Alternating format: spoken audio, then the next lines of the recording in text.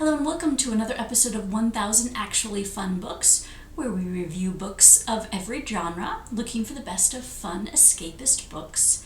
And today we're going to do a fantasy book. This is called The Queen of Blood by Sarah Beth Durst. And there's a whole bunch of books with the same title, The Queen of Blood. So if you want to find this exact one, make sure you type in this author or go to my link in my description for the Amazon link to this one. Okay, so this is a fantasy book. It's the first of a series. The series is Queens of Renthia. And this is just classic fantasy adventure. No real romance or anything.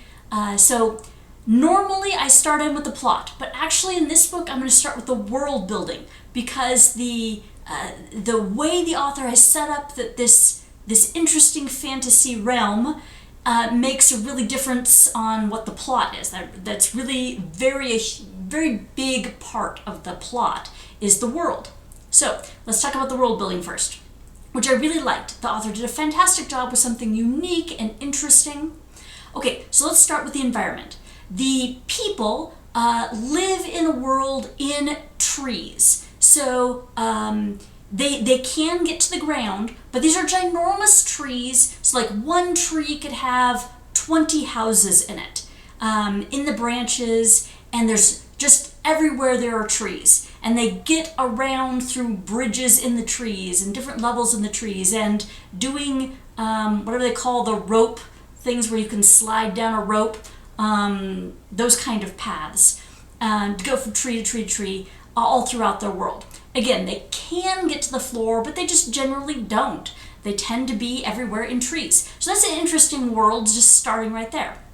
Second one is the magic in this. So everything in this is kind of centered around this tug and pull between humans and the spirit world. Now, when they say spirit world, they're not talking about invisible critters. They're talking about like magical beings that inhabit and rule an element. It can be air, fire, water, earth, ice, and trees.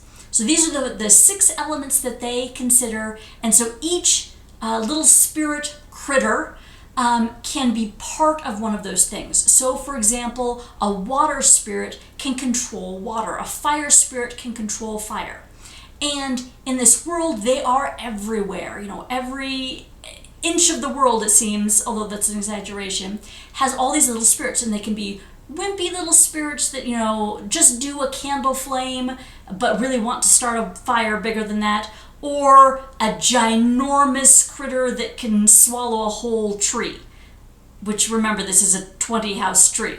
So they're vastly different in power. So there's this tension. The spirits want to kill the humans. They also want other things, like, for example, a tree spirit wants things to grow. They want to make a tree grow, a plant bloom, whatever. But it also wants to kill humans. Those are basically like the 2 big things that this tree spirit would want to do.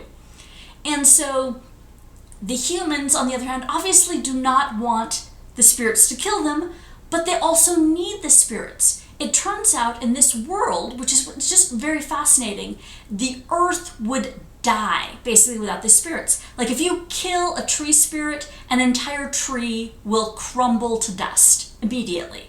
You can't, in fact, it's not even just one tree. Maybe one tree and several around it will die.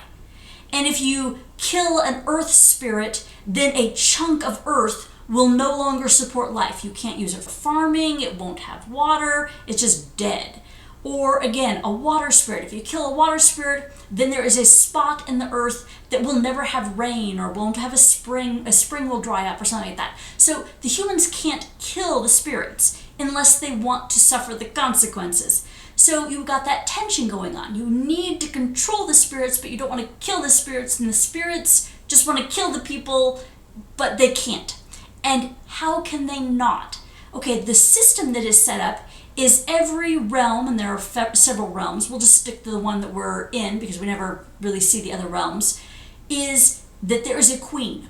And the queen has the power to control the spirits in her realm. And she can command the spirits, do not harm humans. Don't do it. And she has enough power because she is queen to enforce that rule. So the spirits may do some other things. They may bite a human even though they're not really supposed to if they're aggravated enough. But it kind of goes against their inner instinct. They need to follow what the queen says. And it's a human queen. The queen says, do not harm, and so they weaken a bridge in the treetops. They don't actively kill a person, but they, make life more difficult. Okay, so that's kind of the spiritual realm. Now, politically, again, you've got that queen that has the power. Well, it turns out in this world building, it is a queen is queen for life. As soon as she dies, the spirits run rampant. They immediately start killing everybody that they can get their little paws on. And so what happens is all the women in the entire kingdom can basically say, choose, choose, choose. And all the spirits fall asleep for 1 week, and then after the end of the week, they choose a new queen. And then that queen has control of the spirits, and the spirits will then be told, don't harm the humans, and it all goes back to normal. So it's kind of this cycle. So it's an interesting political system, right?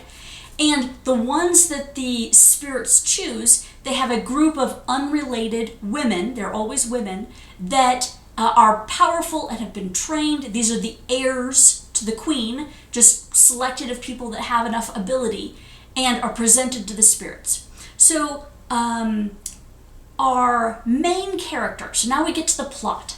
And the plot was really interesting. So our main character starts out as a young girl in a village kind of at the edge of the kingdom. And her village is attacked by spirits and destroyed. Now, this is not supposed to happen. The queen is supposed to prevent this kind of thing from happening. But she doesn't really think about it too much. It's an accident, something went wrong, whatever. But it kind of traumatized her.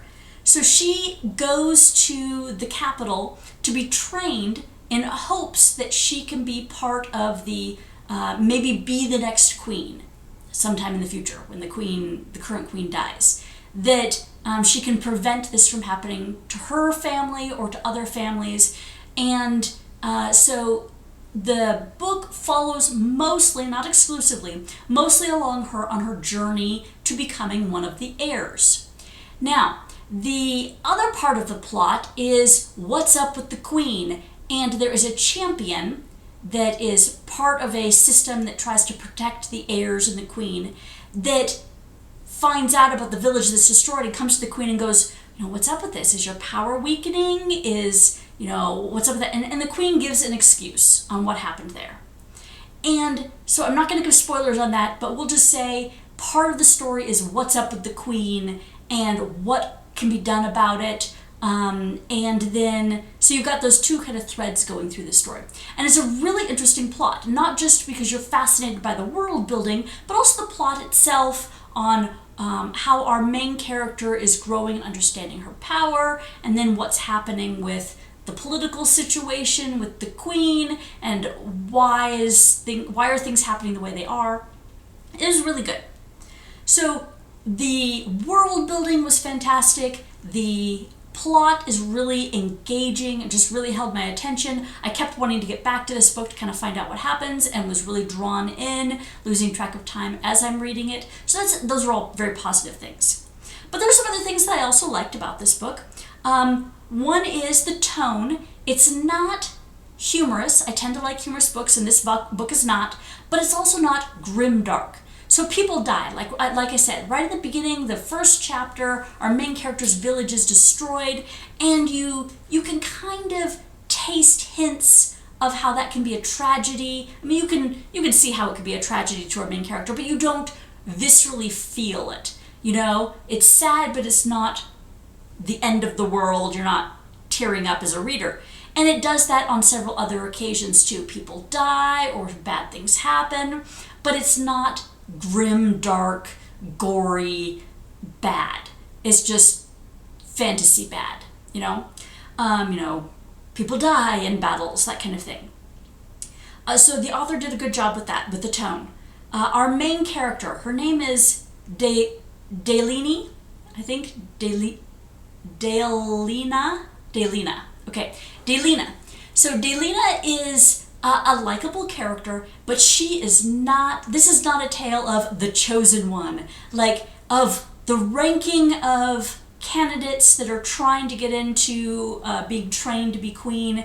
She's near the bottom of the list as far as power, skill, talent, all sorts of ways. She is good with people, not necessarily good with the magic.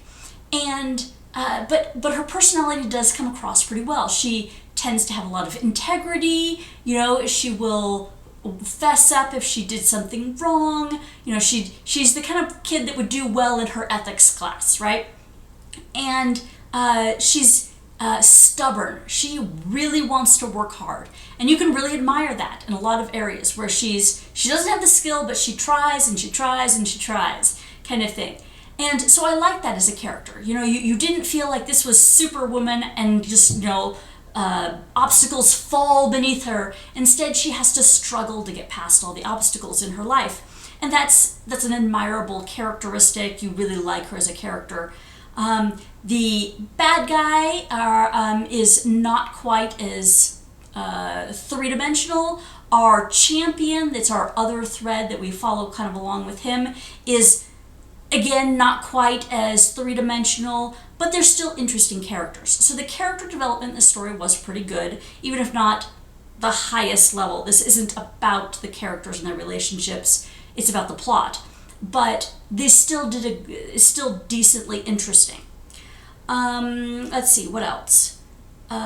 Looking at my notes. Oh, I will say it kind of bucked the tropes in a couple areas, one of which is our opening scene, our tragic backstory for our main character. Okay, almost always when you have a tragic backstory, you have your main character and her village is wiped out, and there's a couple of survivors, but not her family. And that is what, sets her off on her journey. And that actually was not the case in this. In this case, her family survived. Her mother, her father, her little sister. Now, this, to me, I was like, wow, how refreshing. She wasn't this tragic orphan. So I have to say I liked that as part of the story. The school that she joins in, that sounds pretty interesting, how they're the different ways that they're going to train people, especially the first day when they're there. So that she arrives, she goes through some trials, they shove a uniform in her face and say, go bathe, and your schedule's up on the door. So she does that. She bathes, she gets dressed, she goes to her room, the schedule's on the door, and she's like, oh, I'm late for my first class. Everybody, they're going to have the first class right now. And they're like, what? No, they wouldn't. This is our first day. They want us to get settled in. She's like, no. They're doing everything they can to discourage us. They want us to fail.